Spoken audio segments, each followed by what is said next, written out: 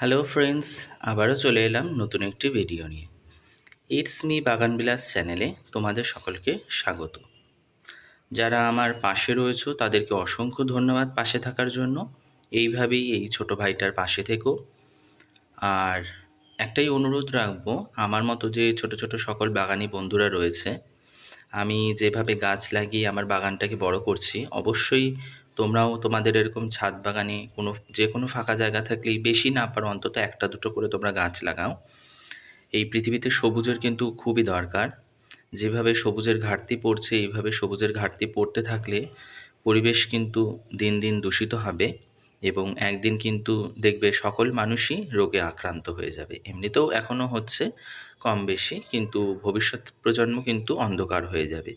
তাই তোমাদের সকলের কাছে অনুরোধ, তোমরা সকলেই গাছ লাগাও আর প্রাণ বাঁচাও। তোমাদের বাড়িকে করে তোলো অক্সিজেন পূর্ণ, সবুজে পূর্ণ।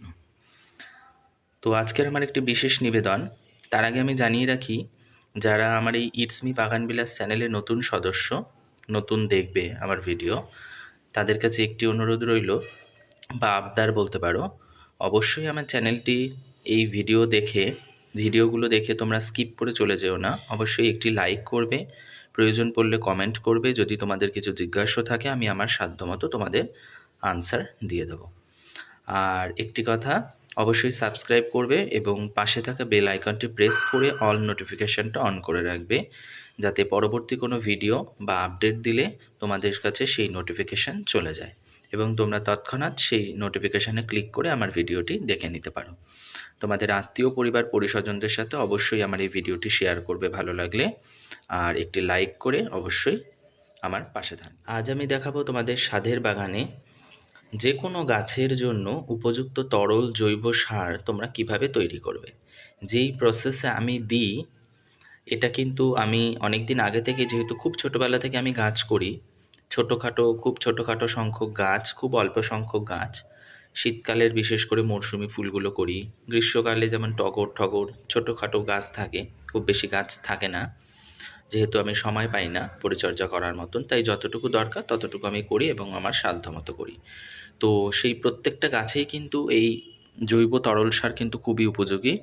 এর মধ্যে গাছের বেড়ে ওঠার জন্য, গাছের ফুল ফল আনার জন্য যাবতীয় জিনিস বা যাবতীয় সার কিন্তু এই সবজির খোসা থেকে পাওয়া যায়। তোমাদের বাড়িতে প্রত্যেক দিনই নিশ্চয়ই কিছু না কিছু সবজি হয়ে থাকে। সেই সবজিগুলোর খোসাগুলো ফেলে না দিয়ে, সেই খোসাগুলো দিয়ে আমি আমার চ্যানেলে অলরেডি একটি ভিডিও আপলোড করে রেখেছি কিভাবে কিচেন কম্পোস্ট তৈরি করবেন। ওই একটি প্রসেস রয়েছে জৈব সার তৈরি করার। ওরকমভাবে স্টেপ বাই স্টেপ ফলো করে তোমরা ওরকম কিচেন কম্পোস্ট সার তৈরি করে নিতে পারো।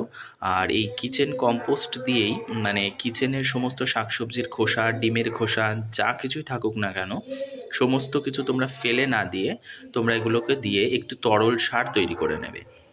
তো তোমাদের অনেকের বাড়িতেই ফিল্টার থাকে। সেই ফিল্টারটাকে উল্টে তোমরা যদি রেখে দিতে পারো, মানে সেটা জলপূর্ণ করে এবং এই সবজির খোসাগুলো দিয়ে যদি রেখে দিতে পারো কয়েকদিন মতন, প্রায় মোটামুটি 2 সপ্তাহ বা 15-20 দিন মতন রেখে দেওয়ার পর দেখবে সেই তরল সারটা যখন তৈরি হয়ে যাবে, তোমরা সেই কলের মাধ্যম দিয়ে তোমরা বার করে নিতে পারো। আমার কাছে সেরকম কোনো প্রসেস নেই বলে আমি এই বালতিতে করি। আমার এরকম 10 লিটারের একটি রঙের বালতি রয়েছে। তো সেই বালতির মধ্যে আমি এরকম আধ বালতি প্রথমে জল নিয়েছি। সেই জল নিয়েছি এবং আমার আজকের শুধুমাত্র এটা একদিনের কিচেন ওয়েস্ট। সেই কিচেন ওয়েস্টের মধ্যে আমার কলার খোসা রেখেছি, মানে থোড় যে হয় সেই থোড় রয়েছে, ঠিক আছে। এবং এখানে ফলের খোসা হিসেবে বেদানার খোসা রয়েছে, আরও যে সমস্ত সবজির খোসা হয়, ঝিঙের খোসা, পটলের খোসা, তারপরে যেগুলো পচে যায় বা হলুদ হয়ে যায়, আমরা খাই না, সেই সমস্ত সবজিগুলোও তোমরা ছোটো ছোটো টুকরো করে কেটে দিয়ে দিতে পারো। এরকমভাবে এই কিচেন ওয়েস্টগুলো দিয়ে এগুলো জলের মধ্যে দিয়ে দেবে। জলের মধ্যে দিয়ে তোমরা দিনের পর দিন এরকমভাবে জমাতে থাকবে। ওই যে আমি বললাম, মোটামুটি 2 সপ্তাহ বা 15-20 দিন তোমরা স্টে করাবে, দেখবে একটা খুব ভালো একটা সার তৈরি হয়ে যাবে। এবং সেই সার তৈরি করার পর আমি কিভাবে গাছে দেব সেটাও আমি তোমাদের সাথে ভিডিওটি শেয়ার করব।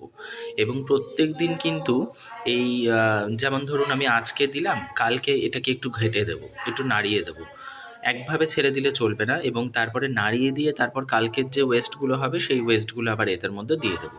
এরমভাবে মোটামুটি 1 সপ্তাহ দেওয়ার পর আমার যখন দেখবেন বালতিটা ভরে যাচ্ছে বা উপচে পড়ে যাচ্ছে, তখন কিন্তু আর দেবেন না, তখন কিন্তু এটাকে রেখে দেবেন। মোটামুটি 15 থেকে 20 দিন স্টে করানোর পর যেই জলটা বেরোবে সেই জলটা আপনারা ভালো করে ছেঁকে নেবেন। তারপর কিভাবে ইউজ করতে হয়, কতটা পরিমাণে ইউজ করতে হবে, সেটা আমি পরবর্তী নেক্সট ভিডিওতে দেখাবো। আজকের এটাই ছিল তোমাদের কাছে নিবেদন, জৈব তরল সার কিভাবে তৈরি করবেন। এটা 15-20 দিন স্টে করার পর যে তরল সারটা হবে সেটাই হয়ে যাবে তরল সার, সেটাও আমি তোমাদেরকে শেয়ার করব। আজকের মতো এখানেই বন্ধুরা, আমি এই প্রসেসেই তৈরি করি। তোমরা এরমভাবে 1 সপ্তাহ মোটামুটি জমানোর পর যখন দেখবে বালতিটা ভরে যাচ্ছে, তখন সেই জিনিসটা রাখবে না, এবং তারপর এটাকে তোমরা ঢাকা দিয়েও রাখতে পারো বা খোলা মুখেও ছেড়ে দিতে পারো। যে কোনো একটি করবে, হয় ঢাকা দিয়ে রাখবে নয় খোলা মুখে ছেড়ে দেবে। তো আজকের মতো এখানেই বন্ধুরা, ধন্যবাদ। দেখা হবে পরবর্তী কোনো নতুন ভিডিওতে।